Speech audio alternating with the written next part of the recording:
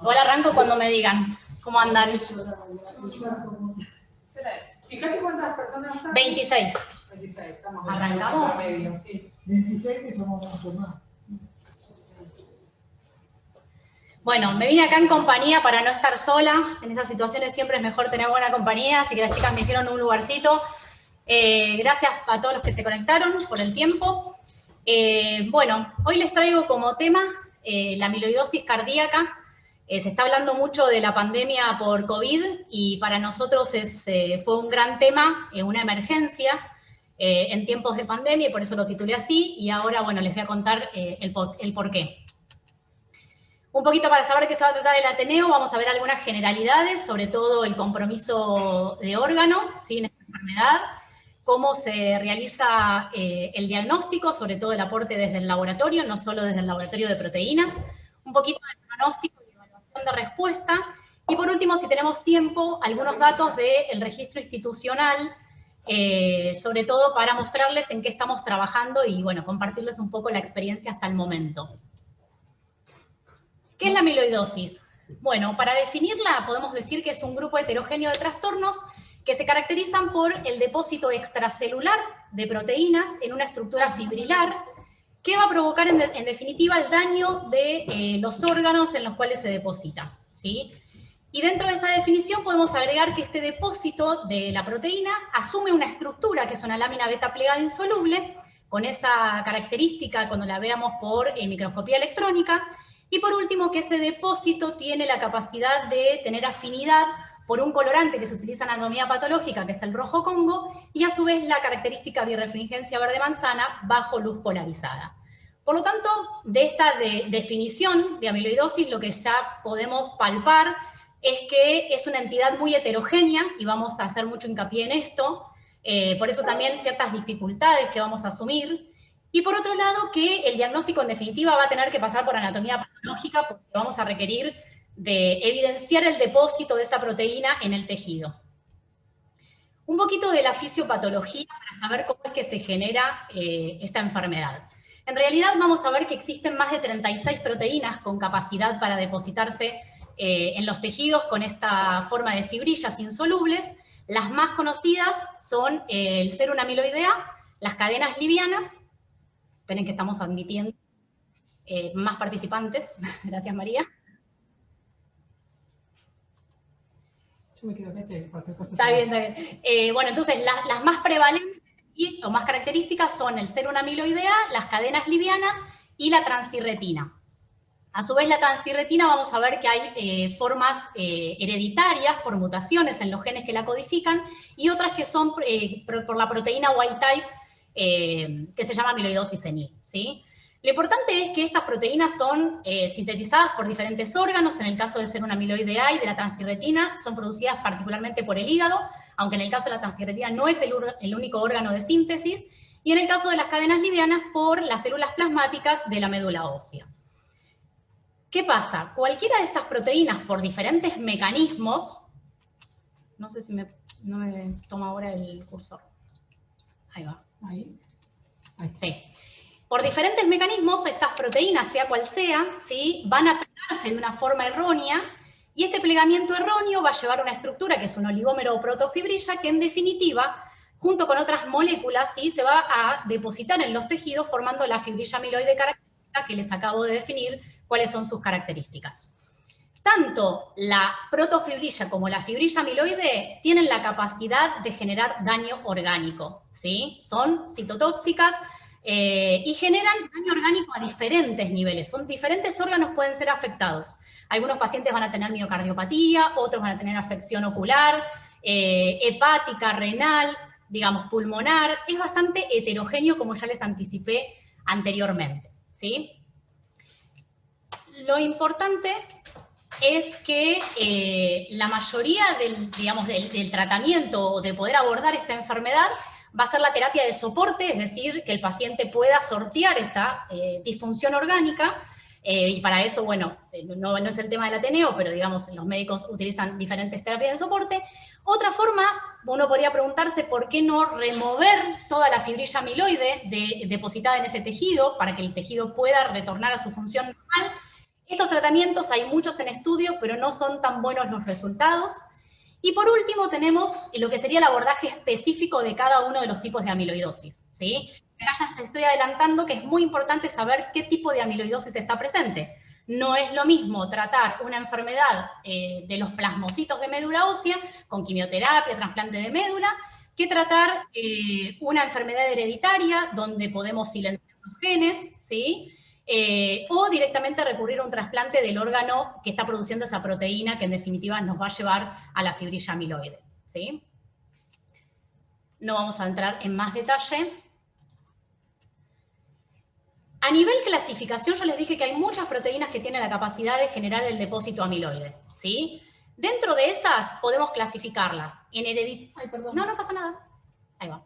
Podemos clasificarlas en adquiridas y hereditarias, ¿sí? Y dentro de estas, las más prevalentes son las adquiridas, donde ustedes tienen la amiloidosis AL y la amiloidosis AA, que justamente es la amiloidosis que se genera por cadenas livianas y por ser una amiloide A, de las que vimos anteriormente.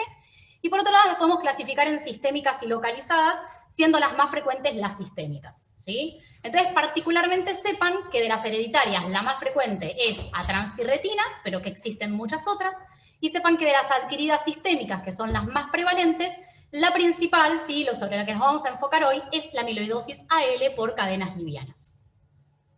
¿Por qué me pareció importante y por qué en realidad es importante el estudio de esta enfermedad, el conocimiento, que todos estemos al tanto de que existe, sobre todo el cuerpo médico? Bueno, sepan que cerca del 50% de los pacientes concurre al menos a 4 especialistas diferentes antes de obtener un diagnóstico y que el 3/4 partes de los pacientes reciben el diagnóstico posterior al año, ¿sí? Y esto es muy importante, ¿por qué? Porque en realidad el 25% de los pacientes con amiloidosis a cadenas livianas puede morir, tiene riesgo de muerte dentro de los 6 meses, ¿sí? Desde que inicia la enfermedad, y de los que son a transtirretina, que les decía que puede ser hereditaria o no, el 25% muere dentro de los 2 años desde que se produce el depósito amiloide. Por lo tanto, ya con esto les digo que detectarla a tiempo y tipificarla correctamente son 2 de las cuestiones principales en el estudio de esta patología. ¿Cuál es la clave entonces? Bueno, saber que está subdiagnosticada. ¿Por qué? Porque hay un montón de cuestiones, desde el desconocimiento, que se trataba como una enfermedad rara. La clínica vamos a ver que es muy inespecífica y está superpuesta, por lo tanto es difícil de diferenciar los tipos de amiloidosis. Muchas biopsias, que yo les dije que el diagnóstico va a ser en biopsia, muchas biopsias dan negativas, no tienen buen rédito diagnóstico. Hay presentaciones atípicas, la clínica no solo es inespecífica, sino que también hay veces que se sale de la regla, por así decirlo. Y en las hereditarias, como la penetrancia no es del 100%, que tenga la mutación no quiere decir que desarrolle la enfermedad y por lo tanto muchas veces hay ausencia de antecedentes familiares. ¿Cuál es la clave en todo esto? Hacer el diagnóstico precoz y para eso necesitamos un alto índice de sospecha. Tener esas alertas, ¿sí? De que esta enfermedad puede ser la causa de lo que le está pasando al paciente. ¿Por qué? Porque cualquier retraso diagnóstico va a llevar a daño orgánico muy grave, donde el paciente quizá no tenga posibilidad de revertir, ¿sí? Ese daño orgánico, y vamos a llevar a tratamientos ineficaces, porque si bien existen tratamientos específicos, como yo les contaba al principio, esos tratamientos son eficaces realmente cuando uno lo agarra a tiempo, ¿sí? En los primeros estadios de la enfermedad.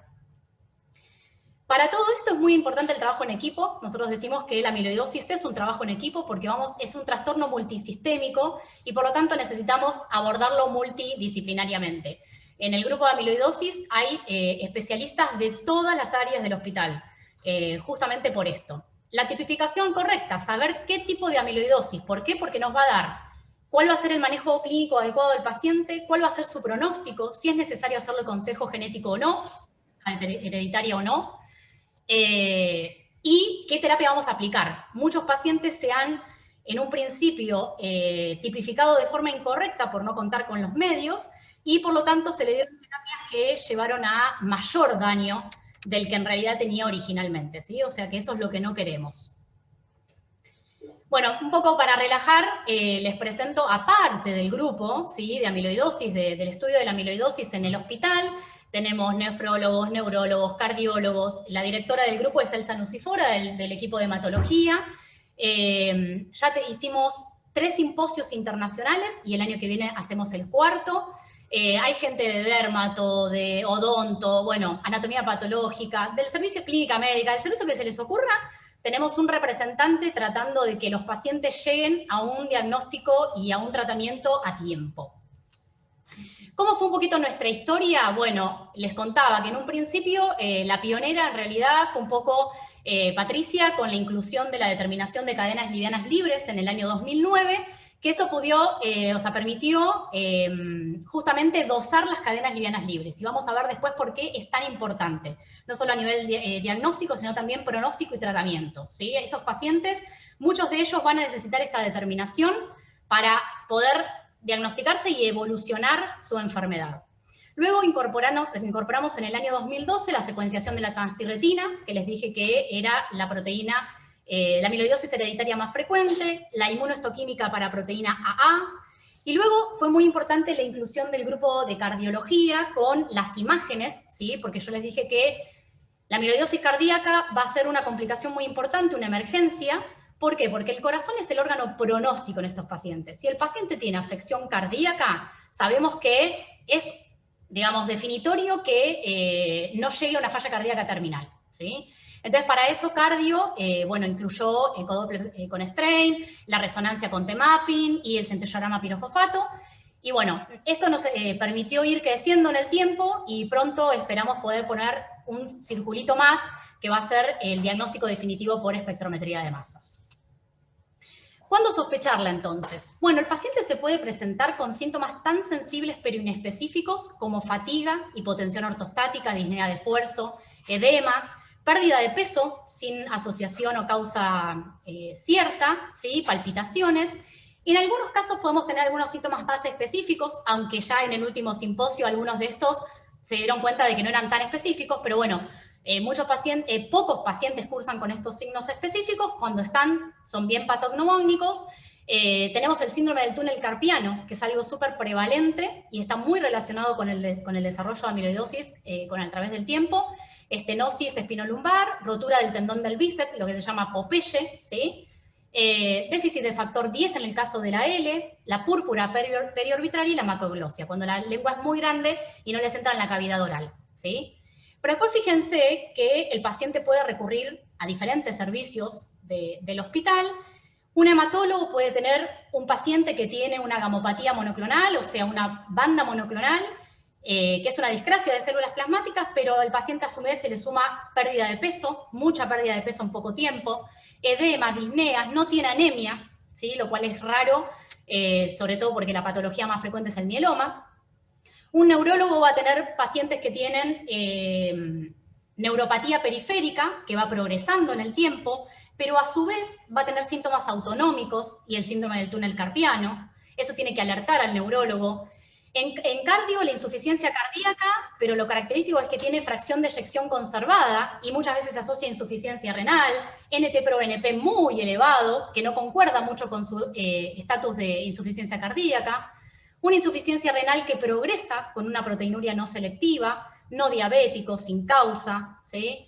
Una hepatomegalia que tampoco se explica demasiado, y ya les digo, en gastro sobre todo alternan con diarrea, constipación y pérdida de peso importante en poco tiempo.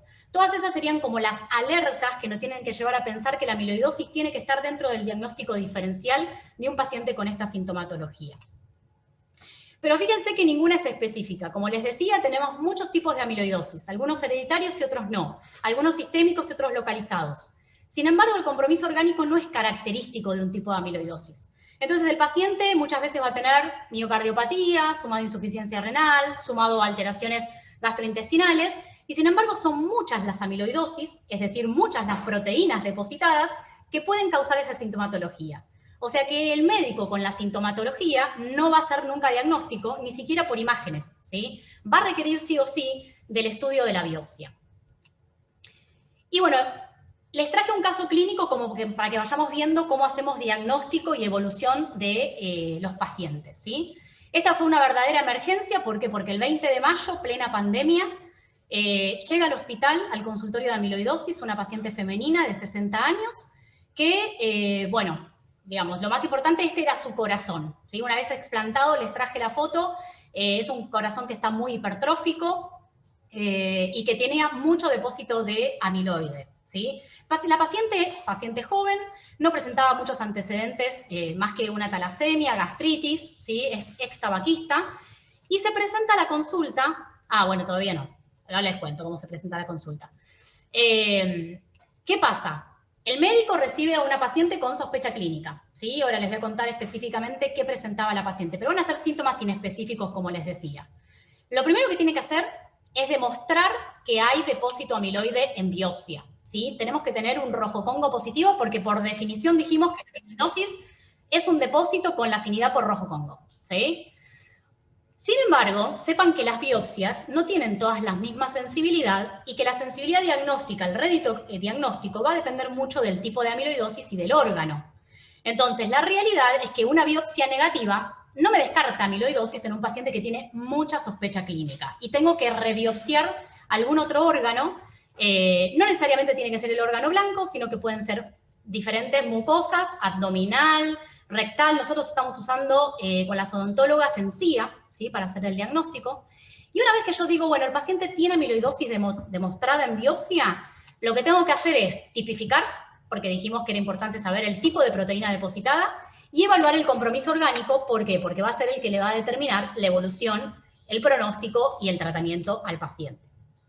Para la tipificación, lo fundamental, o sea, lo mejor sería poder hacer inmunohistoquímica o inmunomicroscopía electrónica o espectrometría de masas y decir, bueno, de esta biopsia la proteína depositada es cadena liviana, es transtirretina, es amiloide A, ¿sí? La realidad es que en nuestro país y en muchos países, sobre todo Latinoamérica, no tenemos disponible espectrometría de masas por ahora, y sí, y es nuestro próximo objetivo. Tampoco tenemos inmunomicroscopía electrónica, que se hace en algunos centros de referencia. La inmunohistoquímica solamente nos funciona muy bien para amiloidosis de tipo AA y en algunos órganos para cadenas livianas, ¿sí? Entonces, estamos con la complicación que el gol estándar no lo disponemos en la mayoría de los centros. Entonces, bueno, desde el laboratorio y algunos otros estudios, uno puede hacer una orientación diagnóstica, ¿sí? Y con depósito positivo, más la clínica, más algunos parámetros de laboratorio alterados, uno puede hacer un diagnóstico presuntivo. La realidad es que en muchos casos alcanza y en otros quedan muchas dudas. El paciente es tratado de forma, digamos, de soporte, como les decía, y por ahí no podemos tratarlo de forma específica por no saber qué proteína está depositada. A nivel compromiso orgánico, los órganos más comprometidos, ¿sí? Son el corazón, y ahí tenemos biomarcadores de laboratorio, sobre todo el NT-proBNP, imágenes cardiológicas, bueno, después estudios de electromiograma para neuro, biopsia para gastrointestinal. Para renal usan mucho proteinuria, microalbuminuria, creatinina, y la FAL y el hepatograma para el compromiso hepático, ¿sí? Nosotros no vamos a hablar mucho de compromiso orgánico, pero sepan que está muy en discusión cuáles son los parámetros, cómo evaluarlo. Los pacientes, una vez que empiezan a ser tratados, no es fácil que mejore la función orgánica porque la proteína sigue depositada ahí y es difícil removerla. Entonces, por ahí uno para la producción desde el órgano de síntesis, pero es difícil, digamos, hacer un abordaje del depósito ya generado, ¿sí? Por eso es importante agarrarlos a tiempo. Entonces, una vez que sospechamos, hacemos una biopsia. Entonces, con la biopsia confirmamos que es amiloidosis y nos queda tipificar. Como ya les digo, en la mayoría de los casos, y lo ideal siempre es hacer un, digamos, diagnóstico en biopsia. Frente a esto, uno tiene igual, digamos, la capacidad de diferenciar cualquier proteína, ¿sí? Y en las hereditarias, a su vez, secuenciar el gen para ver qué mutación está presente. Ahora, muchos pacientes, y en la mayor emergencia, yo les dije que era la amiloidosis cardíaca. Cuando el compromiso es del corazón, ¿sí? Uno puede usar la dinámica del centellograma con pirofosfato, ¿sí? Y la presencia de cadenas livianas en el laboratorio, de lo cual vamos a hablar un poquito más adelante, y con estas dos conjunciones uno puede llevar a una especie de diagnóstico diferencial entre las dos más frecuentes, que son la amiloidosis AL y la transtirretina. ¿Por qué? Porque los pacientes que presentan transtirretina tienen un centellograma donde capta más el corazón que los huesos, ¿sí? En cambio la L no. Y si yo descarto presencia de cadena liviana, que es la amiloidosis más frecuente, la L, y a su vez tengo un centellograma compatible con TTR, uno dice, bueno, lo más probable es que una vez que determiné que hay amiloidosis, lo más probable es que sea TTR. Secuencio el gen y distingo entre si es hereditaria o no hereditaria. La realidad es que esto ojalá fuese matemático, pero no es así, hay excepciones a la regla, por lo cual, digamos, se usa, pero hay que tener mucha precaución en la interpretación de los datos.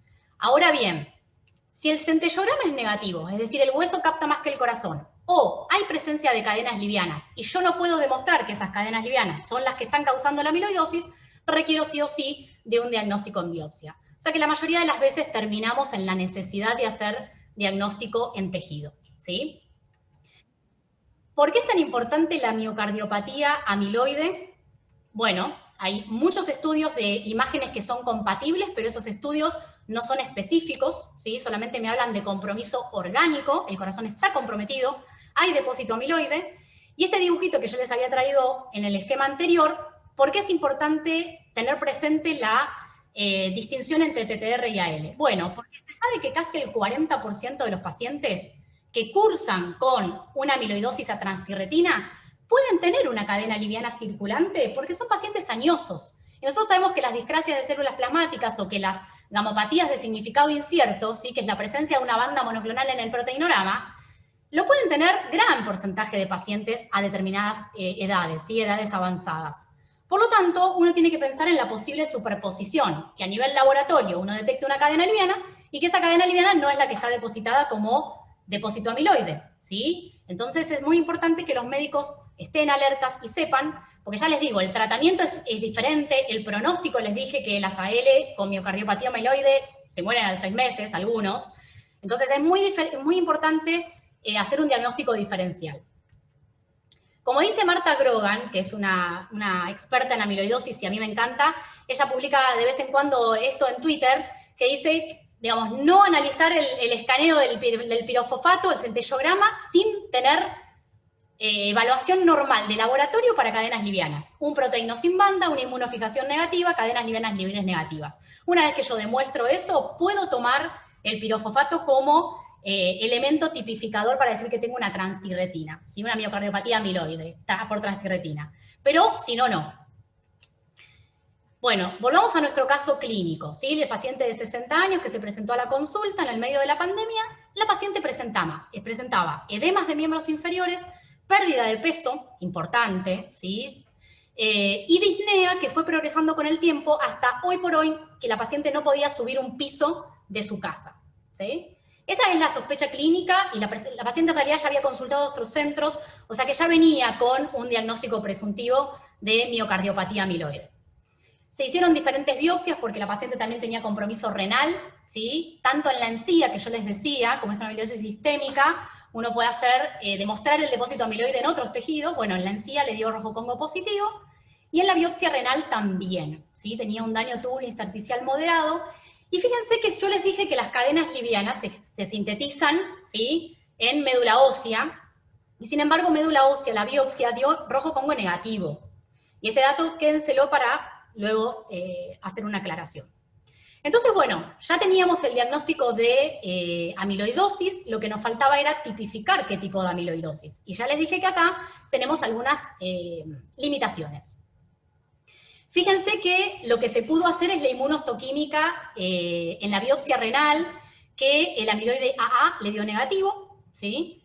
Las cadenas livianas lambda le dan positivas, mientras que las kappa dan negativas, o sea que por suerte pudimos tener una inmunohistoquímica con, demostrando que el depósito era de cadena liviana lambda. Y a nivel, el resto de los parámetros que yo les contaba, el pirofosfato le dio negativo, o sea que podría descartar con bastante certeza que no se trate de una transtirretina. La secuenciación se la habían pedido de otro centro y le hicimos y dio negativa. Vamos a ver a nivel laboratorio que demostramos cadena liviana libre lambda, y a su vez tenía una biopsia de médula con 10% de plasmocitos clonales, y sin embargo recuerden que el rojo Congo había dado negativo, ¿sí? Esto que les decía, las biopsias no tienen a veces la sensibilidad para descartar amiloidosis con una sola biopsia, ¿sí? Si le hubiesen hecho biopsia de médula, le daba negativo, descartaban amiloidosis, y eso no era así.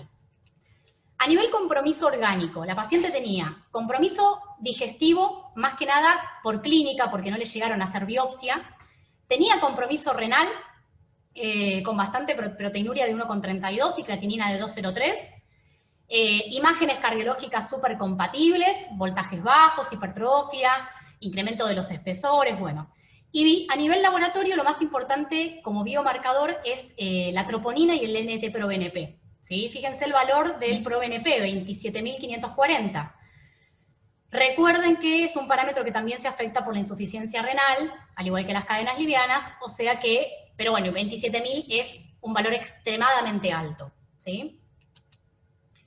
¿Qué pasó? Nosotros habíamos demostrado con biopsia el depósito amiloide, ¿sí? Teníamos compromiso cardíaco, teníamos centello negativo, cadenas livianas positivas, y por inmunohistoquímica descartamos la A, descartamos por secuenciación la hereditaria TTR, por el centellograma habíamos descartado TTR definitivamente, y bueno, un poco por descarte y por la demostración en biopsia de las cadenas livianas libres, tipificamos a la paciente como amiloidosis AL con compromiso cardíaco, renal y digestivo. ¿Sí? Ustedes párenme cuando quieran, si tienen alguna duda no tengo problema de que me pregunten. Entonces, ¿cómo aportamos desde el laboratorio, sobre todo en la amiloidosis, a cadenas livianas, pero bueno, un poquito también al resto?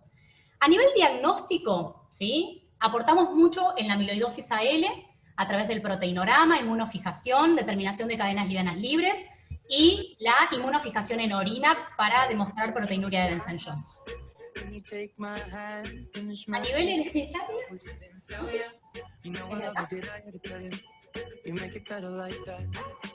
¿alguien tiene el micrófono activado?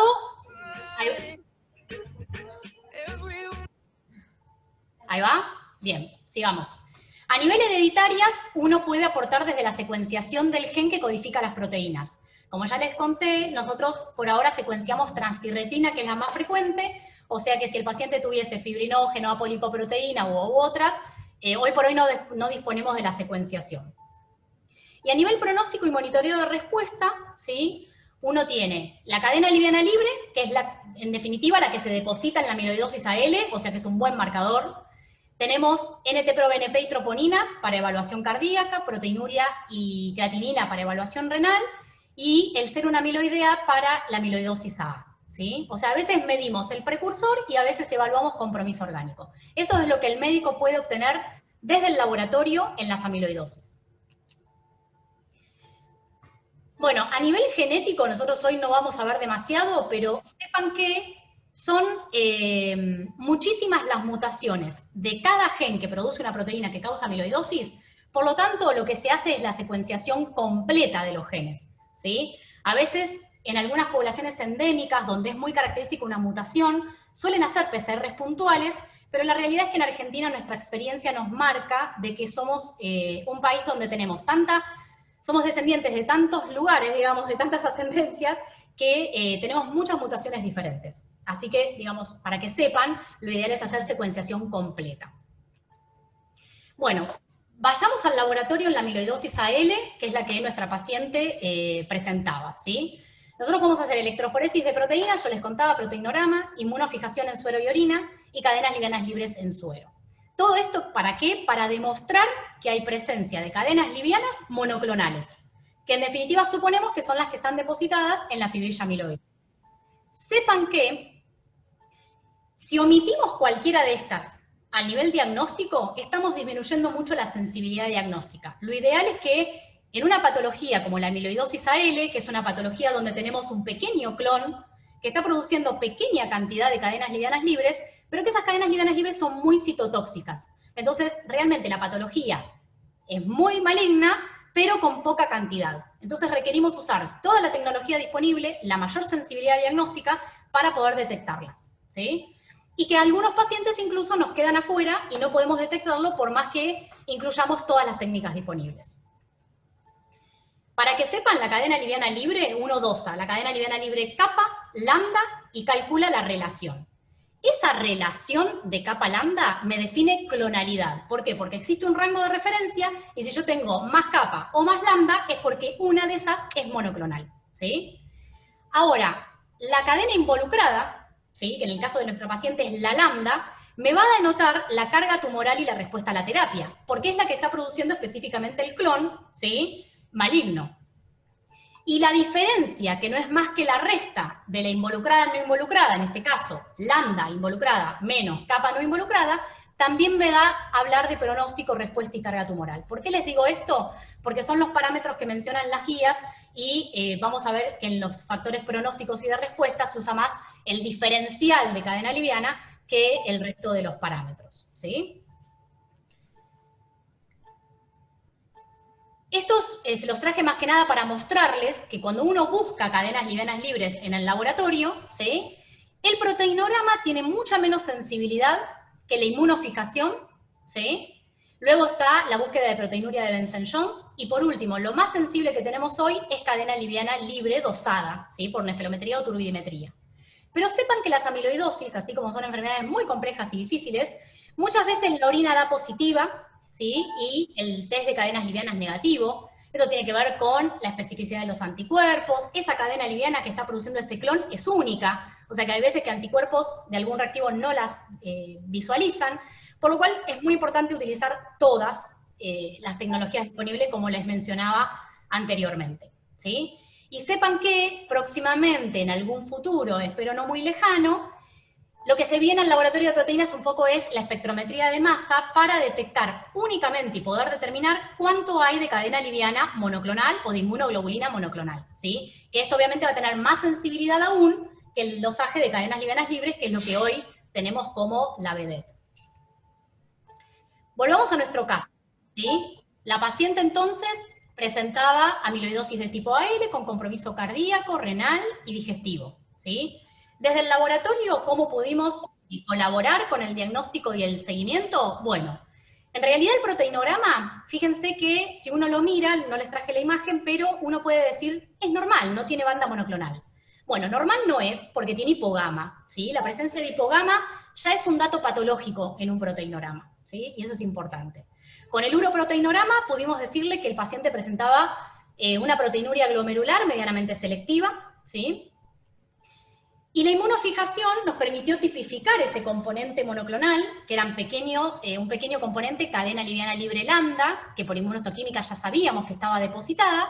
La limitante es que lo estoy detectando pero no lo puedo cuantificar, pero con el dosaje de cadenas livianas libres, fíjense que las lambda, que son 298, con un valor de referencia que va hasta 26, ¿sí?, una relación patológica a expensas de producción de lambda, y una diferencial, que yo les decía que este parámetro se usa mucho, de involucrada o no involucrada, de 270, ¿sí? Esto nos habla de que hay una cadena liviana libre lambda monoclonal, pero la cuantificación tampoco es extraordinaria, ¿sí? O sea, un mieloma puede tener hasta 20.000 de cadena liviana. Estamos hablando de 270. Sin embargo, ese 270 la llevó a la paciente a tener una miocardiopatía que en pocos meses podría haber sido fatal.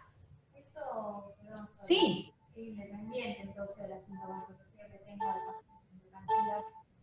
Sí, es independiente. La cadena liviana tiene ciertas alteraciones, ¿sí?, que la hacen amiloidogénica y es muy citotóxica. De hecho, se vio que hay pacientes que tienen un diferencial menor a 50 y tienen una amiloidosis cardíaca también. Y esos pacientes son muy difíciles de monitorear.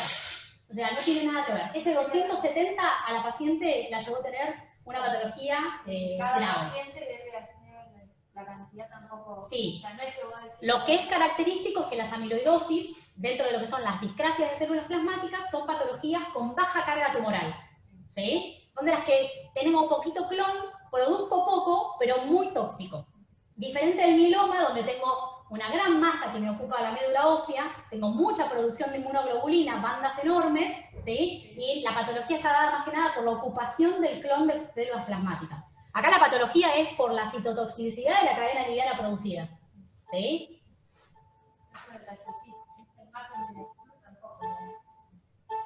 ¿Qué cosa? No. Era la que traía del... No. Muy bien. Entonces, bueno, ya tenemos el diagnóstico de la paciente. ¿Cómo evaluamos el pronóstico? Es decir, cuán grave es la miocardiopatía amiloide que tiene el paciente. Bueno, el pronóstico en amiloidosis AL, hay muchos scores, el más utilizado, el más aceptado por ahora internacionalmente, es el de la Clínica Mayo del año 2012. Fíjense que los parámetros que utilizan para categorizar el pronóstico de los pacientes son parámetros de laboratorio. Es el diferencial de las cadenas livianas libres de vuelta y los marcadores cardíacos, troponina y NT-proBNP, ¿sí? Nuestra paciente les diría que está en un estadio 3 a 4, no me acuerdo exacto el valor de la tropo, pero está en una sobrevida a 5 años de un 14-20% y en una sobrevida en meses de 5 a 14 meses.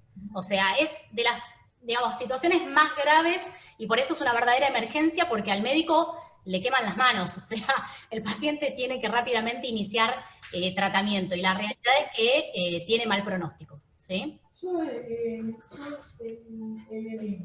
insuficiencia cardíaca. Por la insuficiencia cardíaca, renal tenía en este caso ella también, sí, todo eso. Por eso lo primero que hicieron fue darle diuréticos. Bueno, la paciente ingresa automáticamente, se interna para evaluación pretrasplante cardiorrenal, ¿sí? Esto también está bastante discutido, pero bueno, cardiorrenal. Inició tratamiento quimioterápico, llegó a hacer nada más que 3 dosis, no llegó a hacer un ciclo completo de bortexomib de hexametasona, después le agarró una polineuropatía, bueno, cuestión que apareció rápidamente el donante, 21 años por un accidente de tránsito, y el 29 de junio, o sea, un mes después de que llegó a este hospital, se estaba trasplantando el corazón y el riñón. Y como les decía, esa fotito que les traje es el corazón de la paciente, ¿sí? Que, bueno, presentaba mucha hipertrofia y todo el intersticio, ¿sí? Era material amiloide, con rojo Congo, por supuesto, positivo. ¿Cómo evalúo la respuesta de estos pacientes al tratamiento? Porque muy bien, yo inicio tratamiento quimioterápico, ¿para qué? Para producir menos cadena liviana libre. Pero por otro lado tengo los órganos, bueno, en este caso fue directamente a trasplante, ¿sí? O sea, no hubo terapia de soporte, directamente trasplantamos los órganos comprometidos porque comprometían su vida. Pero bueno, por un lado tenemos la respuesta hematológica de los pacientes, que es cuánto va disminuyendo la cadena liviana a medida que le doy quimioterapia, ¿sí? O sea, si va respondiendo, lo ideal es que alcancen una respuesta rápida, profunda, ¿sí? Que los marcadores bajen rápidamente mucho. La mejor respuesta que se obtiene es una respuesta completa con todos los análisis de laboratorio negativos, y si uno pudiese también demostrar citometría y, bueno, y biopsia negativa.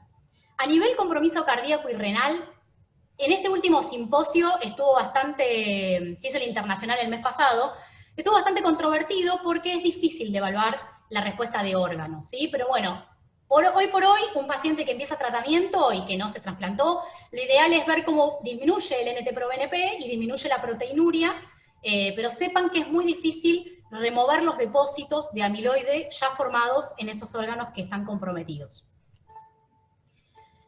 ¿Por qué? Porque cuanto más profunda y más rápida es la respuesta hematológica y cardíaca, mejor le va a ir a la paciente, ¿sí? Mayor sobrevida va a tener a lo largo del tiempo. Volviendo al caso, ¿sí? La paciente ya la conocimos el 20 de mayo, si se acuerdan, ya el 29 de junio fue trasplantada, había hecho 3 dosis de quimioterapia. Fíjense cómo el diferencial de cadenas livianas va bajando, ¿sí? Que se los grafiqué, va bajando.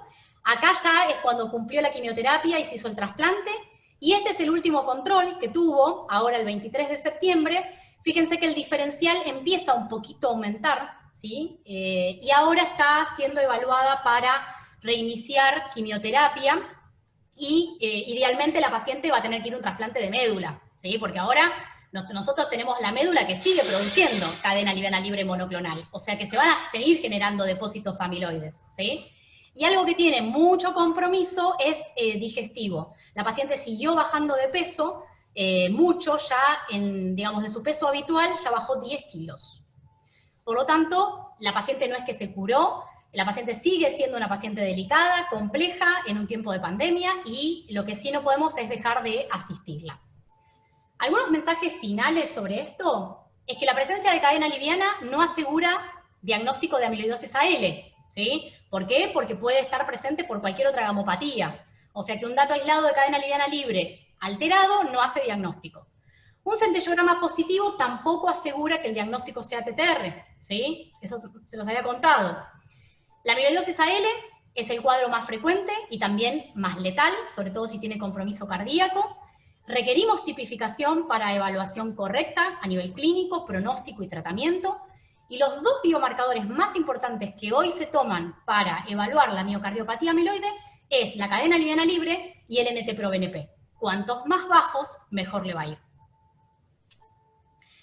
Hay una charla que me gustó mucho del simposio del mes pasado, que la dio nuestro mentor y profesor Merlini, que es donde tuve, digamos, el honor de haber estado aprendiendo secuenciación de transtirretina hace ya algunos años, y él hablaba de que, bueno, vamos hacia la cura, todavía falta, ¿sí? Pero ¿qué necesitamos? Bueno, necesitamos anticiparnos a la pérdida de la función de los órganos vitales. Para eso, diagnóstico temprano, capacitación, que la amiloidosis sea un tema en boca de todos, ¿sí? Nuevos biomarcadores que se están planteando, y nuevos, sobre todo, biomarcadores para evaluar compromiso orgánico y respuesta al tratamiento. Por otro lado, prevenir el daño orgánico, ¿sí? Disminuir rápidamente esa proteína amiloide que se está sintetizando. En el caso de las AL, con el tratamiento quimioterápico y trasplante de médula. En el caso de las TTR, trasplante hepático, o estos tratamientos alternativos que estabilizan la molécula y no permiten que se depositen, ¿sí? También, mucho nuevo tratamiento en estudio. Y por último, rescatar la función orgánica, lo que les decía, es difícil mover el depósito amiloide una vez que se genera, y también se están viendo nuevos tratamientos porque los que estaban no han tenido muy buena respuesta, y por ahí la toxicidad termina siendo mayor digamos, a lo que uno espera como efecto del tratamiento. Si nos quedan unos minutos, ustedes me dirán, ¿sí? Les quería contar un poquito en qué estamos trabajando, ¿sí? En el grupo de amiloidosis, para que ustedes sepan que en el hospital, desde el año 2010, existe un registro institucional de amiloidosis, donde se fichan todos los pacientes que pasan por el hospital, que tienen biopsia positiva, que han ido al consultorio, los detectamos con diferentes alertas de la historia clínica. Ahora se está haciendo toda una nueva ficha para poner a disponibilidad, para intercambiar datos con otros grupos, y poder hacer un registro latinoamericano también en un futuro. Un poquito nuestros datos. Bueno, de todas las amiloidosis que nosotros tenemos, obviamente la más prevalente, se me desconfiguró un poquito, la más prevalente es la AL, ya se los había mencionado. Tenemos bastante localizadas, no sistémicas, tenemos algunas transtirretinas hereditarias, bastantes wild type, amiloidosis AA, pero fíjense que tenemos casi un 10% no tipificadas, ¿sí? ¿Esto por qué? Bueno, por la limitante de no poder hacer tipificación en biopsia y en tejido, y por eso nuestro objetivo de hacer espectrometría de masa, que es el gol estándar. Un poquito las características de nuestra población, así a nivel general. Bueno, obviamente la transtirretina senil o a transtirretina wild type son pacientes añosos, ¿sí? Con una media de edad casi de 80 años, pero fíjense que para AL estamos en una media de 62, AA 52, y las transtirretinas hereditarias también, pacientes todos muy jóvenes, ¿sí? Este es el compromiso orgánico de acuerdo al tipo de amiloidosis, ¿sí? Fíjense que tenemos miocardiopatía amiloide, 100% de los pacientes con transtirretina wild type, el 60% de nuestros pacientes con AL, ¿sí? 30% de las hereditarias TTR y 22% de las AA. Y fíjense como en el riñón el porcentaje un poco se invierte, ¿sí? Donde es más prevalente AA y AL. También tenemos compromiso gastrointestinal, nervioso y ocular, ¿sí? Y acá abajo también tienen las diferentes mutaciones dentro de lo que son las hereditarias, que están asociadas a un compromiso u a otro. A nivel laboratorio, para las amiloidosis AL, solo el 10% de nuestros pacientes con amiloidosis AL tenían bandas monoclonales cuantificables, con buena cuantía, ¿sí? Mayor a 1,5 gramos decilitro. Fíjense que son componentes muy pequeños. Obviamente que la mayoritaria es a cadena liviana libre lambda, ¿sí? Le sigue IgG lambda, pero también tenemos amiloidosis con cadenas, con componentes monoclonales de tipo IgM, ¿sí? Y eso también hay reportado en la bibliografía. Bastante diferente la distribución a lo que es el mieloma múltiple, donde hay prevalencia de capa. Nuestra sensibilidad diagnóstica también fue bastante similar a lo que reportaron otros centros internacionales, donde las cadenas livianas vinieron a sumar mucho a la sensibilidad diagnóstica. Nosotros tenemos bastantes problemas, por ahí hasta para conseguir el reactivo muchas veces, las órdenes de compra. Realmente para nosotros es una emergencia y es una necesidad y nos vuelve bastante nerviosos no tener reactivos porque realmente suman mucha sensibilidad diagnóstica y en un paciente como el que les acabo de presentar, es sumamente fundamental no solo para el diagnóstico, sino básicamente para el monitoreo del tratamiento y la evolución, ¿sí?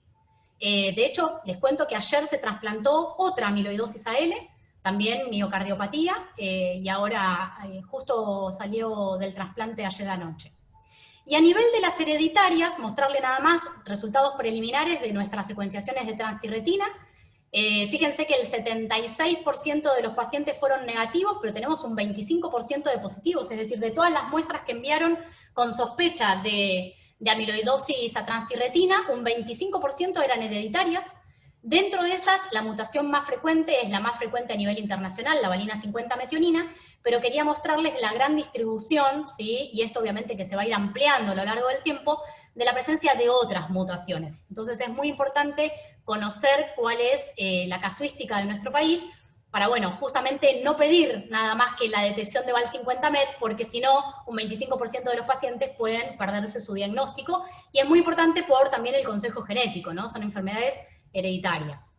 Y bueno, formalmente para terminar los invito a nuestro simposio del año que viene, que va a ser a modo virtual, por razones conocidas, así que bueno, la idea es seguir trabajando y ya les digo, es un grupo que sigue creciendo y bueno, la idea es que los pacientes con amiloidosis tengan un adecuado diagnóstico, tratamiento y evaluación clínica, a través de los años que esto mejore, ¿no? Y cada vez esté dentro de los criterios de diagnóstico diferencial en todos los cuerpos médicos.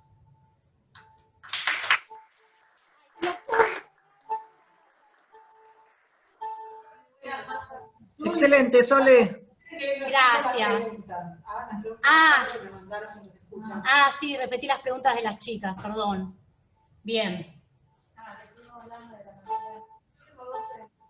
Ahí repito la pregunta, ¿eh?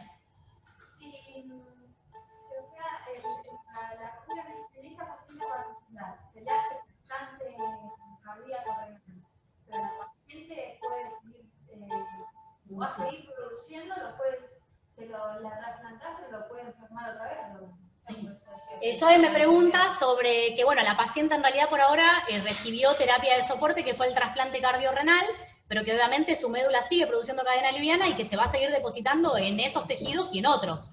A mí como soy la mala y me gusta ser mala, me acuerdo en este momento del doctor Gian Antonio, ¿no? Cuando hablaba, por ejemplo, del trasplante renal. Y yo cuando te escuchaba, pensaba en esta paciente, se le dio esta medicación especial, se le trasplantó riñón y corazón.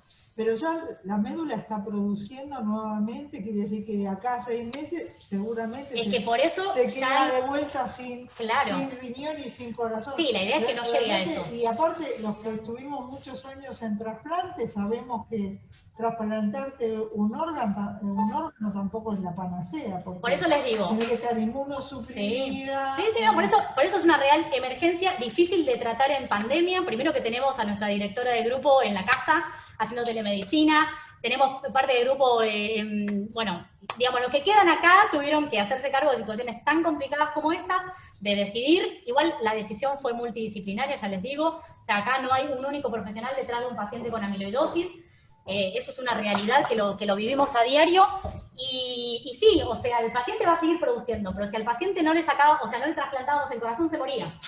O sea, de hecho a mí me llega, la paciente yo la conozco porque me llega la secuenciación de transtirretina de otro centro, y cuando ingresa en el consultorio, digo, el cardiólogo que le pidió la secuenciación, ¿se habrá quedado esperando que yo haga la secuenciación para ver qué hacía? Porque esta paciente realmente te queman las manos, o sea, en pocos meses el paciente se te muere. Entonces, además, es re difícil el abordaje familiar también, porque imagínate que de un día para otro a la paciente le decís que se tiene que trasplantar, que en realidad cuando lo trasplantás no la curás, que en realidad tiene que hacer quimioterapia y que en realidad después va a trasplante de médula. Y son pacientes complejos, no sabemos si es por el depósito de amiloide en el cerebro, pero muchos tienen muchas complicaciones, digamos, muchas personalidades así como complicadas a nivel neurológico. Entonces, la realidad es que me pareció interesante ver un poco el otro lado de la pandemia, Nada que ver con el coronavirus, pero la realidad es que estas cosas nos movilizan y en tiempos de pandemia había que resolverlas igual. Así que bueno, un poco eso. Si querés dejar de compartirla. Sí, espera. ¿Por qué no? Estoy arriba, Sole. Acá, sí. ¿Dónde? Al lado también. Acá, muy bien. Suerte que tengo mucha ayuda. No, y la otra pregunta que viene un poco por esto de lo que es una emergencia, ¿qué TAT manejamos como para, o sea, en cuánto tiempo a esta paciente y a todos los demás que vengan se le da el diagnóstico? O sea, Bueno, eso es complicado. Primero porque el diagnóstico es en biopsia, así que imagínate que anatomía patológica tiene que hacer todas las inmunohistoquímicas. Igual, ya les digo, hay un WhatsApp que arde. Es decir, viene la paciente, se sospecha de miocardiopatía amiloide y ya disparan las alarmas. Nosotros hacemos, por ejemplo, cadenas livianas nada más que una vez por semana. Y en realidad parece poco, pero en realidad en otros centros que tenés un mes y medio, digamos, una semana es bastante rápido. De todas maneras, digamos, no esperaron a mi cadena liviana para hacerle diagnóstico de amiloidosis AL. Si ya tiene compromiso cardíaco, el NT-proBNP ya es un parámetro tan alto, ¿sí? Compatible con las síntomas, viste que yo les decía, insuficiencia cardíaca, imágenes compatibles, NT-proBNP muy alto, digamos, todo encuadraba, depósito amiloide con rojo Congo, no van a esperar la cadena para el diagnóstico, ¿sí? Sí lo utilizan muchísimo en el monitoreo y para evaluación pronóstica. Hoy por hoy, el único monitoreo que tienen posible es a través de la cadena liviana libre. O sea, no tienen otra forma de saber qué le está pasando a la paciente, cuánta cadena produce, ¿sí? O sea, no les queda otra. Más la sintomatología, ya les digo, el compromiso gastrointestinal no se demostró por biopsia, pero la realidad es que, sabemos, alterna entre diarrea y constipación, perdió 10 kilos, nadie lo duda de que está comprometido. Son pacientes muy delicados. No todas las amiloidosis AL llegan en este estado, pero nos sucede esto, que nos llegaron muchos pacientes ya para prácticamente morir en el hospital. Entonces está bueno que cuando acuden a otros centros estén todos alertados de esta situación.